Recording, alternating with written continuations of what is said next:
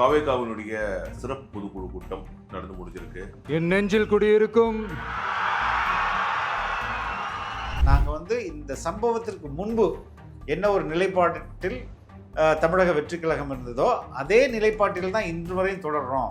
பெருந்தன்மையை பேரளவில் மட்டுமே பேசும் முதல்வர் தமிழக சட்டமன்றத்தில் நமக்கு எதிராக பேசிய பேச்சில் எவ்வளவு வன்மத்தை கக்கியுள்ளார் என்பதையும் இன்னைக்கு இவங்க என்னுடைய கொள்கை எதிரி, இவங்க அரசியல் எதிரின்னு சொல்லிட்ட பிறகு இல்லை நான் போய் பிஜேபி போகிறேன்னு எப்படி நிலைப்பாடு எடுக்க முடியும்? வேண்டுமென்றே விஜய்க்கு காவி சாயம் பூசுவதற்கு இந்த நிகழ்வை ஒரு காரணமாக டிஎம்கே பயன்படுத்திக்கிட்டாங்க. டிஎம்கே மட்டும்தான் பயன்படுத்திக்கிட்டாங்க. இப்படி பொய் மூட்டைகளாக நம்மளை பற்றி இந்த அவதூறுகளை அவிழ்த்து விட்ட முதல்வர் அவர்களுக்கும் திமுக அரசுக்கும் சார்பாக அதிமுக, திமுக, நாம் தமிழர், பாஜக எல்லாரும் விஜய் மீது காட்டுகிற முக்கியத்துவம் இருக்குல்ல, பொலிட்டிக்கல் இம்பார்ட்டன்ஸ், அது இவங்களுக்கு பெரிய நம்பர்ஸ் இருக்குது அப்படின்றத நம்மளால புரிஞ்சுக்கணும்.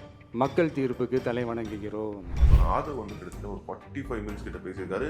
ரொம்ப டேரிங்கா டிஎம்கே அட்டாக் பண்ணுங்க, டிஎம்கே ஃபேமிலியை நேம் பண்ணி அட்டாக் பண்றாரு. ஸோ அது அக்ரெசிவ் பாலிடிக்ஸ் ஆரம்பிச்சிருச்சு. நான் பாவ மன்னிப்பு கேட்டுக்கிறேன் இந்த திமுகவுக்கு 10 வருஷம் வேலை பண்ணதுக்காக. நீங்க எந்த அளவுக்கு வன்மத்தை எங்க மேல கட்டுனீங்க, எப்படிக்கெல்லாம் போய் சொன்னீங்க அப்படின்றத சிஎம் சொல்றது ஒரு பெரிய விஷயங்க. அதோ அவர் கையாண்ட வார்த்தைகளும் அது அந்த என்ன சொல்றது, அந்த பேசு வேணா கொஞ்சம் ஸ்லோவா இருக்கலாம், பட் வெரி ஸ்ட்ராங். இந்த கபட நாடக திமுக அரசோட தில்லுமுல்லுகளை தாங்கி பிடிக்க இயலாமல் உச்ச நீதிமன்றத்தில் திக்கு திணறி நின்றது முதல்வர் அவர்களுக்கு மறந்துவிட்டதா? அஜித்தோட பேட்டி கூட one person cannot be held responsible for this அப்படின்றது. அப்போ 1% இல்லைன்னு தானே அர்த்தம். 2026 2 பேருக்கு நடுவில் தான் போட்டியோ. டிஎம்கே வர்சஸ் டிவிகே தான் மறுபடியும் அப்படின்றதுல ரொம்ப உறுதியா இருந்தார். ஸோ இதுல மாற்றங்கள் நிகழவே நிகழாது அப்படின்னு நம்ம எடுத்துக்கலாமா? இல்லை, இதுல மாற்றங்கள் நிகழுங்க.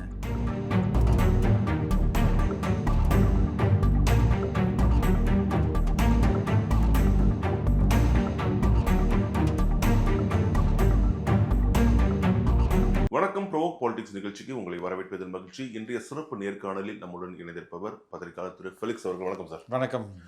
தாவேகாவினுடைய சிறப்பு பொதுக்குழு கூட்டம் நடந்து முடிஞ்சிருக்கு. கரூர் சம்பவத்துக்கு பிறகு நடந்திருக்கக்கூடிய முதல் ஒரு பொது நிகழ்ச்சி தாவேகாவினுடைய. நிறைய விஷயங்கள் இன்னைக்கு பார்க்க முடிஞ்சிச்சு. அவங்க ரொம்ப வெல் ஆர்கனைஸ்டாக இன்னைக்கு இருந்ததை ஒரு பார்வை உணர முடிஞ்சிச்சு. அதே மாதிரி ஆன்டி டிஎம்கே அந்த விஷயத்த ரொம்ப அதிகமாக ஸ்ட்ராங் பண்ணியிருக்காங்க. இன்னொரு விஷயம், அந்த தீர்மானங்கள் பார்த்தோம்னா எல்லாத்தையுமே கவர் பண்ண மாதிரி இருந்துச்சு. ப்ளஸ் ஆதவ் அர்ஜுனா நிறைய நேரம் பேசியிருக்காரு. விஜய் என்ன பேசணுமோ அதை ரொம்ப ஷார்ப்பாக பேசிட்டு போயிருக்காரு. ஸோ இந்த மாதிரி நிறைய விஷயங்கள் இருக்கு. உங்களுடைய பார்வை? ஆல்மோஸ்ட் நீங்கள் சொன்னது எல்லாத்துலேயுமே நான் உடன்படுறேன். திமுகவோட எதிர்ப்பை மீண்டும் ரீஇன்ஸ்டிகேட் பண்ணியிருக்காங்க. ஏன்னா இந்த சம்பவத்திற்கு பிறகு நிறைய ஸ்பெக்குலேஷன் நடந்தது. டிஎம்கே பிஜேபி அப்படியே டேக் ஓவர் பண்ணிடுச்சு. பிஜேபி ஏன்னா திமுகவை வீழ்த்தணும்னா அவர் பிஜேபிக்கு போனால் தான், பிஜேபி ஏடிஎம்கே அலையன்ஸ்க்கு போனால் தான் அது முடியும். ஸோ நிறைய ஸ்பெக்குலேஷன் மீடியாவில் அது ரொம்ப it was flooded with this kind of speculations. அப்போ இதுக்கெல்லாம் முற்றுப்புள்ளி வைக்கணும். மறுபடியும் நான் தான் இங்கே தாவேகா தான் ப்ரைமரி பார்ட்டி. அவங்க இப்போதைக்கு பொறுத்தவரையும் கூட்டணிக்கு தன்னுடைய தலைமையிலான கூட்டணி வந்தால் தான் வேற ஏதாவது அப்படின்றதையும், முதல்வர் வேட்பாளர் விஜய் அப்படின்றதையும் மறுபடியும் ரீஇன்ஸ்டிகேட் பண்ணியிருக்காங்க. அதன் மூலம் நாங்கள் இந்த சம்பவத்திற்கு முன்பு என்ன ஒரு நிலைப்பாட்டில் தமிழக வெற்றி கழகம் இருந்ததோ அதே நிலைப்பாட்டில் தான் இன்று வரையும் தொடர்றோம், மற்றதெல்லாம் வதந்தி அப்படின்றத இன்டைரக்டாக சொல்லியிருக்காங்கன்றதை நான் புரிஞ்சுக்கிறேன். ஸோ இப்போ இந்த கூட்டணி விஷயத்தை பொறுத்த வரைக்கும் பார்த்தோம்னா இது டிஎம்கேக்கு ஃபேவராக போயிடும். ஏன்னா எடப்பாடி பழனிசாமி அவர்கள் சொன்னதாக இருக்கட்டும், நைனா நாகேந்திரன் போன்ற பிஜேபி நிர்வாகிகள் தலைவர்கள் சொன்னதாகட்டும், அதே போல் ஆர்பி உதயகுமார் சொன்னதையும் பார்த்தோம். நீங்கள் டிஎம்கே ஸ்ட்ராங்காக எதிர்க்கணும்னா நீங்கள் அதுக்கு எதிராக இருக்கக்கூடிய எங்களோட அணிக்கு வந்தால் மட்டும்தான் அது முடியுன்றத ரொம்ப ஸ்ட்ராங்காகவே அவங்க பேசிகிட்டு இருந்தாங்க. அதே மாதிரி பார்த்தீங்கன்னா பிஜேபி சைட்ல இருந்தும் விஜயை எந்த விதமான ஒரு தாக்குதலுக்கு உட்படுத்தாம அவங்களை பாதுகாக்கக்கூடிய முயற்சியிலையும் அவங்க எப்படி பாதுகாத்தாங்க? இல்ல அவங்க எல்லாருமே விஜய்க்கு ஆறுதலா இருந்தாங்க. விஜய் மேல எந்த ஒரு குற்றச்சாட்டு முன்வைக்காம. யாரு வைத்தது குற்றச்சாட்டை முன்வைத்தது? திமுக மட்டும்தான் வச்சது. திமுக மட்டும். காங்கிரஸ் என்ன விஜய்க்கு ஆதரவான ஒரு நிலைப்பாட்டில் இருந்தாங்கல்ல? எப்படி பிஜேபியா இருக்கட்டும், எப்படி, ADM-ஆ எப்படி, இருக்கட்டும், எப்படி? எப்படின்னா கரூர் சம்பவத்துல விஜயை வந்து டைரக்டா குற்றம் சாட்டாம ஆ. திமுக மட்டுமே குற்றம் காங்கிரஸ் சாட்டி பண்றாங்க. ராகுல் காந்தி என்ன பண்ணாரு? டைரக்டா குற்றம் சாட்டினாரா? இல்ல, அவர் குற்றம் DMK-வையும் வந்து எதுக்கு ஒண்ணும் நான் சொல்ல சொல்லலையே. வரேன்னா, சரி கேட்டாதான் எதுக்கு நான் சொல்ல வரேன்னா, இப்போ இவங்க சாஃப்டா அதுல வந்து பெடல் பண்ணலாம். யாரு? பிஜேபி. அவர்களுக்கு முயற்சி பண்ணலாம். ஆனா எப்படி விஜயால போக முடியும்? இன்னைக்கு தான் சொல்றாங்க 2 வருஷம் 7 மாசம் கிட்ட ஆயிடுச்சுட்டு ஒவ்வொரு மேடையிலையும் இன்றைய மேடை உட்பட இன்னைக்கு வந்து இவங்க வந்து என்னுடைய கொள்கை எதிரி, இவங்க அரசியல் எதிரின்னு சொல்லிட்ட பிறகு இல்லை நான் பிஜேபி போறேன்னு எப்படி நிலைப்பாடு எடுக்க முடியும்? இல்ல அதுல ஒரு சின்ன ஒரு விண்டோ இருக்க மாதிரி தான் பார்க்க முடியுது. வெயிட் பண்ண நான் லெட் மீ ஃபினிஷ். ரெண்டாவது, பிஜேபி அதிமுக அப்படின்ற கூட்டணி இருக்குல்ல, அதில் அதிமுகவை தூக்கிட்டோம்னா பிஜேபியோட இங்கே வந்து அவங்களோட என்ன ஸ்ட்ரென்த்து? அவர்கள் வந்து விஜய்க்கு வெற்றி வாய்ப்பை உறுதி பண்ணிடுவாங்களா? ரைட்டுங்களா? இப்போ ஏடிஎம்கே பிஜேபி புட்டுகெதர் விஜய்க்கு வெற்றியை உறுதி பண்ணிடுவாங்களான்னா அதுவும் சந்தேகம் தான். இன்னைக்கு விஜயை பற்றிய அவருக்கு என்ன, what is the strength? Nobody nose. நமக்கு அப்போ அவர்கள் வந்து they will have their own studies இல்லையா? அதில் பண்ணியிருக்கும் போது இல்லை எங்களுக்கு வந்து நம்ம தனியாக நின்னாலே அதை வந்து எந்த ஒரு பொலிட்டிக்கல் பார்ட்டியும் வெற்றியை நோக்கி தான் பயணிப்பாங்க. இப்போ அவர்களுடைய கேல்குலேஷன் இல்லை இவங்க இங்கே போக வேணாம் நம்மளுக்கு வெற்றி உறுதின்னு அவங்களுக்கு ஒரு அரித்மேட்டிக்ஸ் அவங்க ஒர்க் பண்ணி வச்சுருந்தா அதில் தானே அவங்க பயணிப்பாங்க. எந்த விதத்துலேயும் இப்போ பிஜேபி இவங்களை சேஃப்கார்ட் பண்ணுது அப்படின்றத, பிஜேபியும் ஒரு காரணம் இல்லையா அரசியல் கட்சி ஆரம்பிக்கிறதுக்கு? இழுத்துனது விட்டதும் அவங்க தானே. இப்போ வேண்டுமென்றே விஜய்க்கு காவி சாயம் பூசுவதற்கு இந்த நிகழ்வை ஒரு காரணமாக டிஎம்கே பயன்படுத்திக்கிட்டாங்க. டிஎம்கே மட்டும்தான் பயன்படுத்திக்கிட்டாங்க. ஸோ அவங்க வந்து அவங்களுடைய பெய்டு மீடியாஸ், அதுக்கப்புறம் அவங்களுடைய இன்ஃப்ளூயன்சஸ், இவங்கெல்லாம் தொடர்ச்சியாக இதை சொல்லிகிட்டே இருந்ததுனால நேற்று முந்தானேத்தோ அது சிபிஐ வந்து பனையூருக்கு வந்து என்கொயரிக்கு போகிறாங்க. ஐயோ பனையூரை கட்டுப்படுத்திய பாஜக அப்படின்லாம் பேச ஆரம்பிச்சிட்டாங்க. அதனால தான் வந்து அந்த எஸ்ஐஆர் ஆல் பார்ட்டி மீட்டிங்க்கு அவர் போகல, சிபிஐ மூலமாக மத்திய அரசு கொடுத்த அழுத்தம் அப்படின்னா நாம் தமிழர் எதுக்கு போல? இன்னைக்கு அந்த எஸ்ஐஆர் பத்தின ஒரு தீர்மானம் இருந்துச்சு. ஸோ அதில் வந்து பிஜேபி ஆன்டி பிஜேபி ஸ்டாண்டர்ட் அங்கே தெளிவாக இருக்கிறதே ஒரு காட்டியிருக்காங்க. அதான் சொல்கிறேன் நான். நான் வந்து இந்த சம்பவத்திற்கு முன்பு என்ன நிலைப்பாடோ அதே நிலைப்பாட்டில் நான் நின்றும் இருக்கிறேன் அப்படின்றத ரொம்ப தெளிவாக சொல்லியிருக்காங்க. இன்னொரு விஷயம், ஆனால் இதில் வந்து ஒரு விண்டோ ஒன்று ஓப்பன் வச்சிருக்க மாதிரியான ஒரு ஃபீலிங் வந்து எல்லாருக்குமே வந்து பார்க்கப்படுது. என்னன்னா வந்து கூட்டணி குறித்த முடிவை எடுப்பதற்கான அதிகாரத்தை விஜய்க்கு கொடுத்துருக்கோம் அப்படிங்கிற அந்த ஒரு விஷயம்ன்றது வந்து இப்படியும் பார்க்கப்படுது, பேசப்படுது. ஏங்க எல்லா தீர்மானங்கள்லையும் எல்லா கட்சியினரும் நிறைவேற்றது தான். இது வந்து எதுக்குன்னா the final call is mind. இவர் பேசினார் அவர் பேசினார் செய்தி வந்தாலும் நீங்கள் நம்பாதீங்க, நான் தான் ஃபைனலாக I will take the final கால் அப்படின்றத கட்சிக்காரர்களுக்கு அஷ்யூர் பண்ணுறது தான். இது வந்து இப்போ அண்மையில் நடந்த பாமகவில் கூட 2 பேருக்குமே அந்த தீர்மானத்தை நிறைவேற்றிட்டாங்க. எல்லா கட்சியிலையும் எலெக்ஷன், அதாவது தேர்தல் சமயத்தில் ஒரு பொதுக்குழு செயற்குழு கூட்டினாங்கன்னா அதில் இந்த தீர்மானம் கண்டிப்பாக இருக்கும். ரெண்டாவது, இப்பையும் இதுதான் முதல் முறையில் மதுரை மாநாட்டிலையும் இந்த தீர்மானம் வந்து வாசிக்கப்பட்டது, எல்லாருக்கும் கொடுக்கப்பட்டது. அதை வந்து இது வந்து ரொம்ப செரிமோனியல் தான். அது beyond that it has no window or nothing. ஆனால் இப்போ டிவிக்கு எடுத்துக்கூடிய இந்த ஸ்டாண்ட் அப்படிங்கிறது வந்து திருப்பியும் ஒரு டிஎம்கேக்கு தானே ஹெல்ப் பண்ணுற மாதிரி அமையும் அப்படின்னு வைக்கப்படுது. ஏன்னா அந்த டிஎம்கே ஓட்ஸ் தான் வந்து இன்னும் ஸ்பிளிட் ஆகும். இதனால வந்து டிஎம்கே மீண்டும் பவருக்கு வருவதற்கு அவர் ஹெல்ப் பண்ணாதான் செய்யறாரு அப்படின்னு ஒரு பார்வை. இல்லைங்க, இதுக்கு நம்ம இதற்கு முன்பு இருக்கிற மேத்தமேட்டிக்ஸ் இருக்குல்ல, அரித்மேட்டிக்ஸ் நம்பர்ஸ் இருக்குல்ல, அதை வச்சுட்டு 26 நம்ம ஒப்பிடவே முடியாதுங்க. என்னுடைய எக்ஸ்பீரியன்ஸில் சொல்கிறேன். This is fresh. இந்த ஃபோர்ஸ் வந்து எவ்வளோ இருக்குது அப்படின்றத நம்ம வந்து இந்த கூட்டத்தை வச்சு கணிக்கும் போது இது புது ஃபோர்ஸாக வருது இல்லை, ஒரு ஃபுல் ஃப்ளட் மாதிரி வருது. அதை ஆல்ரெடி இவ்வளோ தண்ணி வந்துச்சு, இந்த வாட்டி இவ்வளோ தண்ணி வந்துச்சுன்னு அந்த கணக்கில் வச்சு இதை கணிக்கவே கூடாது. 26க்கு பிறகு வேணால் நீங்கள் ஓகே இந்த தமிழக வெற்றி கழகத்தோடைய ஸ்ட்ரென்த் இது அப்படின்றத வச்சு தான் நீங்கள் கணிக்க முடியும் முடிஞ்சு. அதற்கு முன்பு நீங்கள் உண்மையிலேயே ஜென்யூனான ஒரு ஸ்டடி பண்ணால், தட் ஜஸ்ட் பிஃபோர் எலெக்ஷன், ஒரு 2 months 3 months முன்னாடி எலெக்ஷனில் நீங்கள் பண்ணால் தான் ஓரளவுக்கு you know the where it goes, தமிழ்நாடுடைய மைண்ட் செட் எப்படி இருக்குன்னு கண்டுபிடிக்க முடிஞ்சு. அதுக்கு முன்பு நீங்கள் எந்த டேட்டா வச்சு நீங்கள் வந்து ஃபிக்ஸ் பண்ணுவீங்க? 20, 30, 50ன்னு எதை வச்சு ஃபிக்ஸ் பண்ணுவீங்க? எதுவுமே ஃபிக்ஸ் பண்ண முடியாது இல்லையா? ஸோ இன்னொன்று நம்ம பார்க்கலாம், இந்த எல்லா கட்சிகளும், நான் சொல்கிறது அதிமுக, திமுக, நாம் தமிழர், பாஜக, எல்லாரும் விஜய் மீது காட்டுகிற முக்கியத்துவம் இருக்குல்ல, பொலிட்டிக்கல் இம்பார்ட்டன்ஸ், அது இவங்களுக்கு பெரிய நம்பர்ஸ் இருக்குது அப்படின்றத நம்மளால புரிஞ்சுக்க முடியுது. எதுக்கு எல்லாருமே திமுகவில் பார்த்து பயப்படுறாங்க? எதுக்கு இவ்வளோ ஒரு வன்மம் வந்து விஜய் மேலே கேட்கப்படுது? மீனிங் தேவோட எல்லா கட்சியுமே ஸ்டடி பண்ணணும்ல. அதுவும் டிஎம்கே கிட்ட இப்போ இன்டெலிஜென்ஸ் இருக்குது, they have a big team working for elections, consultant working for elections. இவங்கெல்லாம் ஃபீல்ட் ஸ்டடி பண்ணுவாங்களே, பண்ணி ஒவ்வொரு முறையும் அப்டேட் பண்ணும்போது they see a potential increase in odds மட்டும் இல்லை, பொட்டென்ஷியல் காம்படிட்டர் அப்படின்னும் போது அதை நசுக்கிறதுக்கு எல்லா முயற்சியும் பண்ணுவாங்களே. அப்படிதான் நான் பார்க்குறேன். இப்போ இந்த மீட்டிங்கை பொறுத்த வரைக்கும் பார்த்தோம்னா விஜய் பேசுறது ஒரு 15 நிமிஷம் தான். ஆனால் ஆதவ் வந்து கிட்டத்தட்ட ஒரு 45 மினிட்ஸ் கிட்ட பேசியிருக்காரு.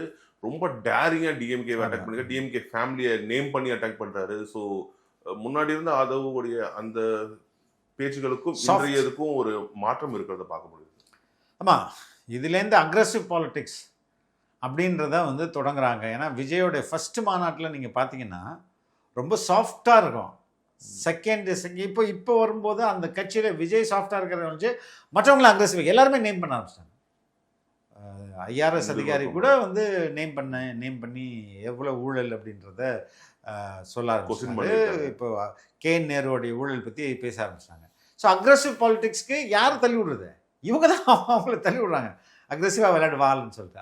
அது அக்ரெசிவ் பாலிடிக்ஸ் ஆரம்பிச்சிருச்சு அப்படின்றது தான் நம்ம புரிஞ்சுக்கணும். ஸோ ஆதவ் இனிமேல் அவங்களுடைய செயல்பாடுகள், அந்த இரண்டாம் கட்ட தலைவருடைய செயல்பாடுகள் அது வந்து ஒரு ஸ்ட்ரக்சரலாக மாறி இருக்கு அப்படின்னு நம்ம எடுத்துக்கலாமா?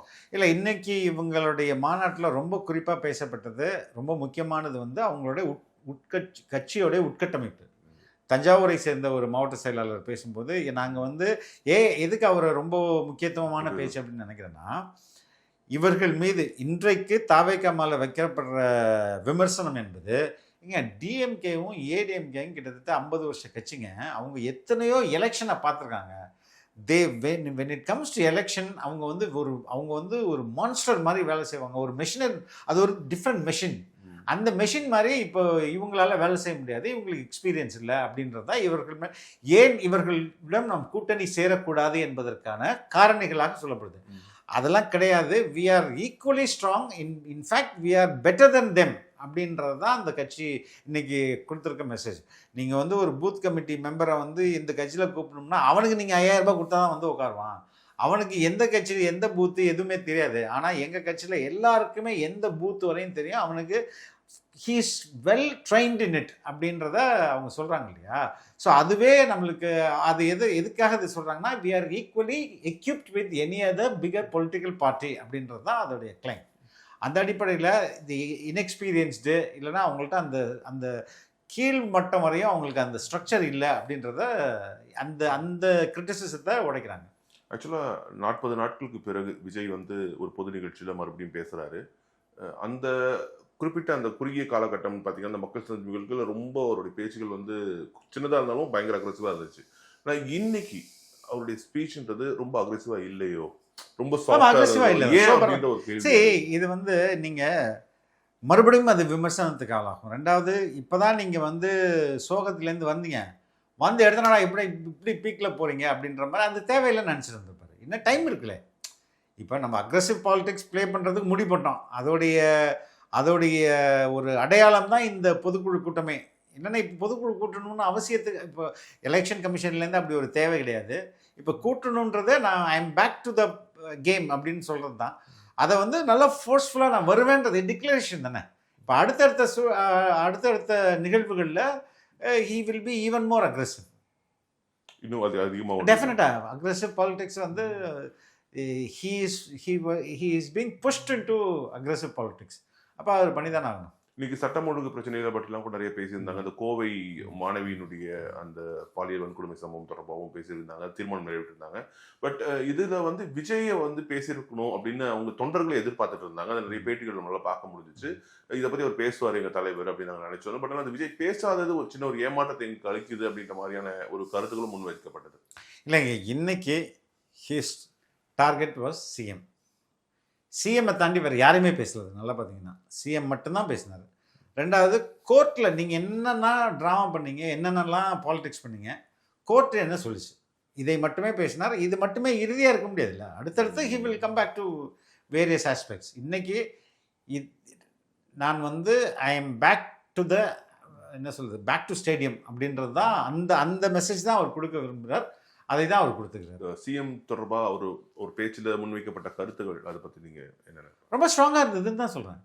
வன்மத்தை நீங்கள் எந்த அளவுக்கு வன்மத்தை எங்கள் மேலே கக்குனீங்க, எப்படிக்கெல்லாம் போய் சொன்னீங்க அப்படின்றத வந்து சிஎம்ஐ சொல்கிறது ஒரு பெரிய விஷயங்க. அதோ அவர் கையாண்ட வார்த்தைகளும் அது அந்த அந்த என்ன சொல்கிறது, அந்த பேசு வேணால் வந்து கொஞ்சம் ஸ்லோவாக இருக்கலாம், பட் வெரி ஸ்ட்ராங். நீங்கள் சிஎம்ஏ பொய் சொல்கிறீங்க, சிஎம்ஏ வந்து ஏன்னா சிஎம்ன்றது ஹெட் ஆஃப் ஸ்டேட், அவரே பொய் சொல்கிறாரு, பொய் பிரச்சாரம் பண்ணுறாருன்னு விஜய் சொல்கிறாருன்னா இதை விட ஸ்ட்ராங்காக நீங்கள் எப்படி கிரிட்டிசைஸ் பண்ண முடியும்? இல்லை, ஆனால் சிஎம் பொறுத்த வரைக்கும் மற்றவங்க என்ன சொல்கிறாங்க இதுக்கு, அவங்க எதிரணியில் இருக்கக்கூடியவர்கள் அன்னைக்கு வந்து கரூர் சம்பவத்துக்கு நீங்கள் போகலை, ஆனால் சிஎம் தான் போய் பார்த்தாரு, திமுக தான் அதை முன்னெடுத்து செஞ்சது, அப்படி இருக்கும்போது நீங்கள் எப்படி வந்து இதை வந்து கொஸ்டின் பண்ணலாம் அப்படின்ற ஒரு கேள்வி முன்வைக்கிறாங்க. ஏன்னா அவர் ஒரு அதிகாரிகள் கொடுத்த ரிப்போர்ட்டை சட்டமன்றத்தில் வாசிக்கிறாரு, வாசிக்கும் பொழுது அதில் என்ன வன்மத்தை கற்பிச்சிட்டாரு, அவர் அதை கக்கிட்டாரு அப்படின்னு ஒரு கேள்வி முன்வைக்கிறாங்கல்ல. யா, நீங்கள் சிஎம்மோட ஸ்பீச் பார்த்துருப்பீங்கன்னு இல்லையா? அப்போது யார் அதில் ஒற்றை மனிதராக யாரை கொண்டு போய் ப்ளேம் பண்ணுறாங்க? விஜய் தான் ப்ளேம் பண்ணாங்க. விஜயோட காலதாமதம் தான் இது சம்பவத்துக்கு காரணமாக. அது மட்டும் இல்லை, அங்கே சரியாக தண்ணி கொடுக்கல, சரியாக ஆர்கனைசேஷன் சரியில்லை. சரி, அப்போ விஜயோட சைடில் என்ன கிளைம் இருக்குது? தாவேகா வந்து கோர்ட்டில் பாதுகாப்பு எங்களுக்கு சரியாக பணம் பண்ணல. இதை யார் அட்ரஸ் பண்ணுறது? அப்போ ஒற்றை மனிதரான விஜயை கொண்டு போய் மொத்த பிரச்சனைக்கும் காரணம்னு வந்து அதுதான் அவர் சொல்கிறாரு. அது எப்படி முடியும்? அஜித்தோட பேட்டி கூட one person cannot be held responsible for this அப்படின்றாரு இல்லையா? அப்போ 1% இல்லைன்னு தானே அர்த்தம். ஆனால் இங்கே எல்லா வாய்ஸும் யாரை சொல்லி வந்து நிற்குது? அது வந்து அசம்பிளியாக இருக்கட்டும், மீடியாவாக இருக்கட்டும், பொலிட்டிக்கல் டிபேட்ஸ் இந்த டெலிவிஷனாக இருக்கட்டும், இல்லைன்னா இண்டிவிஜுவல் இன்ஃப்ளூயன்சர்ஸாக இருக்கட்டும், எல்லாரும் யாரை போய் சொல்கிறாங்க? அது நடிகர்களாக இருக்கட்டும், கமல்ஹாசனே ஒரு பிடிச்சான்னு நினைக்கிறேன், நம்மால் அருண் மாதவ், எல்லாருமே யாரை சொல்கிறாங்க? அது எப்படி விஜய் மட்டுமாவே ஒரு காரணமாக இருக்க முடியும்? Which is not true. எனக்கு தெரிந்து இந்த சோஷியல் மீடியாக்களில் இவர் 12 மணிக்கு வந்துடுவாருன்றதே இல்லையே. 12 மணிக்கு அந்த நிர்வாகிகள் வரணும்னு தான் இருக்குது. புரியுதுங்களா? அப்படி ஒரு ஒரு போஸ்டே இல்லையே. அவங்க போஸ்டர் என்ன டெலிட் பண்ணாமல் வச்சுக்காங்க. 12 மணிக்கு அடியில் அது கீழே வந்து 12 மணி அளவில் வருவார்னு ஒரு நீங்கள் அந்த போஸ்ட் வேணால் பாருங்கள். இந்தந்த உறுப்பினர்கள் 12 மணிக்கு இங்கே வந்துருங்க அப்படின்னு இருக்கும். ஒரே ஒரு சவுண்ட் பைட் மட்டும் நம்ம புசி ஆனந்த் பேசினது இருக்கும். அது கூட ஒரு அதை மட்டுமே வச்சுக்கிட்டு, ஏன் நான் இதை ரொம்ப இன்சிஸ்ட் பண்ணுறேன்னா, உங்களுக்கு அஃபிஷியல் லெட்டர் தானே முக்கியம். அஃபிஷியல் லெட்டரில் 3 to 10 தானே, அதானே அவங்களுக்கு. அதை ஏன் யாரும் பேச மாட்டேங்கிறாங்க? when you give it to a கவர்மெண்ட்டில் நான் இத்தனை மணிக்கு வருவேன், இத்தனை மணிக்கு போவேன் அப்படின்றத டைம் வந்து மென்ஷன் பண்ணியிருக்கு. அதில் மென்ஷன் பண்ணியிருக்கிற டைமை யாருமே பேசலையே, எந்த மீடியாவும் பேசலையே. அப்போது அது இதெல்லாம் தான் கேள்வி எழுப்புறார் விஜய். இன்னொரு முக்கியமான விஷயம், விஜயோட பேச்சில் கண்டிப்பாக நாங்கள் வந்து அந்த கூட்டணியை வந்து வலுவாக அமைப்போன்ற மாதிரியான ஒரு இதை வந்து சொல்லியிருந்திருக்காரு. தாவேகா தலைமையில் தான் கூட்டணி, அதே மாதிரி டிஎம்கே வெர்சஸ் டிவிகே தான் மறுபடியும் அப்படின்றதுல ரொம்ப உறுதியாக இருந்தார். ஸோ இதில் வந்து மாற்றங்கள் நிகழவே நிகழாது அப்படின்னு நம்ம எடுத்துக்கலாமா? இல்லை, இதில் மாற்றங்கள் நிகழுங்க. தாவேகா தலைமையில் கூட்டணி இருக்குல்ல, அதில் கட்சிகள் வரலாம். தாவேகா வந்து இன்னொருவரை முதலமைச்சராக்கிறதுக்கு கூட்டணி அப்படின்றது நிகழாது. அது அப்படி தான் நம்ம எடுத்துக்கோம். யாரெல்லாம் வருவான்னு காங்கிரஸ் வரலாம், டிஎம்கேலேருந்து வருவதற்கான வாய்ப்புகள் இருக்குது. ஏனென்றால் இப்போ யார் இதில் எல்லா பொலிட்டிக்கல் அலையன்ஸுமே சும்மா நட்பின் அடிப்படையிலையும் கொள்கையின் அடிப்படையிலையும் மட்டுமே இல்லை. எல்லாமே வந்து வேரியஸ் ஃபர்மெண்டேஷன் காம்பினேஷன் போடுவாங்க. நான் இந்த கட்சி கூட போனால் எனக்கு என்ன லாபம், இப்படியெல்லாம் பல்வேறு அடிப்படையில் யோசிக்கிறது. நான் இப்போ காங்கிரஸ் தாவேகா கூட்டணி அமைந்தால் தமிழகத்தில் மீண்டும் தாவேகா ஆட்சி அமைத்தால் காங்கிரஸ் மீண்டும் ஆட்சி அதிகாரத்தை சுவைக்கலாம். காங்கிரஸுக்கு அவ்வளோ லெட் மீ ஃபினிஷ். ரெண்டாவது, கேரளாவில் காங்கிரஸ் வெற்றி பெறுவதை விஜய் உறுதி செய்யலாம். அதே மாதிரி பாண்டிச்சேரியில் மீண்டும் காங்கிரஸ் வருவதற்கு விஜய் உதவலாம். அப்போ இதில் 2 பேருக்குமே வின்-வின் சுச்சுவேஷன். விஜய்க்கு இல்லை என்ன வின்-வின் சுச்சுவேஷன்னா, Congress is a national party which fights against Hindutva forces, fundamentalism. அதை நான் கையில் எடுக்கிறேன்னும் போது இவருக்கு நேஷனல் லெவலில் ஒரு பெரிய எலிவேஷன் கிடைக்கும். ஒன்று. 2வது, காங்கிரஸ்க்கு இந்த தமிழ்நாட்டிலையும் அதிகாரத்தில் பங்கு இருக்க முடியும், பாண்டிச்சேரியிலையும் ஆட்சி அமைக்க முடியும், கேரளாவிலையும் அவரால் ஆட்சி அமைக்க முடியும். இதை மற்ற எந்த கட்சியும் தமிழ்நாட்டில் இருக்கிறது கேரண்டி பண்ண முடியாது. இப்போ டிஎம்கே காங்கிரஸ் கூட்டணி இருக்குது, ஆனால் பாண்டிச்சேரியில் யார் ஆட்சி அமைச்சிட்டு இருக்கா? அது வந்து காங்கிரஸ் அல்லாத ஒரு கேரளாவில் யார் இருக்கா? ஆமாம். அதே நேரத்தில் இந்தி கூட்டணின்னு வரும்போது நிலைமை மாறுது. காங்கிரஸும் கம்யூனிஸ்டும் இங்கே ஸ்டேட்டில் எதிர்க்கிறாங்க, ஆனால் இந்திய கூட்டணியில் வந்து ஒன்றா இருக்கிறாங்க. அது மாதிரி வந்து இங்கே வந்து எல்லாமே ஒரு கிவ் அண்ட் டேக் தான். அப்போ அந்த அடிப்படையில் Congress TVK alliance will help both of them. But ஆனால் இன்னைக்கு இருக்கக்கூடிய சுச்சுவேஷனில் காங்கிரஸில் அடிமட்ட தொண்டர்கள் அப்படிங்கிறது வந்து மிக குறைவு. ஸோ இப்போ ஒருவேளை காங்கிரஸ் டிவிகேக்கு வந்தாலுமே, அலையன்ஸ்க்கு வந்தாலுமே கூட இவங்க தான் அவங்க தூக்கி சுமக்க வேண்டிய ஒரு சுச்சுவேஷன் இதுக்குள்ள ஒரு பார்வை முன்வைக்கப்படும். இன்னும் மைனாரிட்டி ஓட்ஸ்னு ஒன்று இருக்குல்ல, எல்லா ஸ்டேட்லேயும் மைனாரிட்டி ஓட்ஸ் இருக்குது, கிறிஸ்டியன் முஸ்லீம் ஓட்ஸு. இப்போ இங்கே வந்து கிறிஸ்டியன் முஸ்லீம் ஓட்டு காங்கிரஸ்க்கு வந்து ஒரு சாஃப்ட் கார்னரில் போகும். இப்போ இதற்கு முன்பு எலெக்ஷன் வரையும் மைனாரிட்டி ஓட்ஸு டிஎம்கேக்கு சாலிடாக போனதுக்கான ரீசன் அவங்க பிஜேபி கூட்டணியிலே இல்லை, காங்கிரஸ் அங்கே இருக்காங்க, இவ்வளோதான்.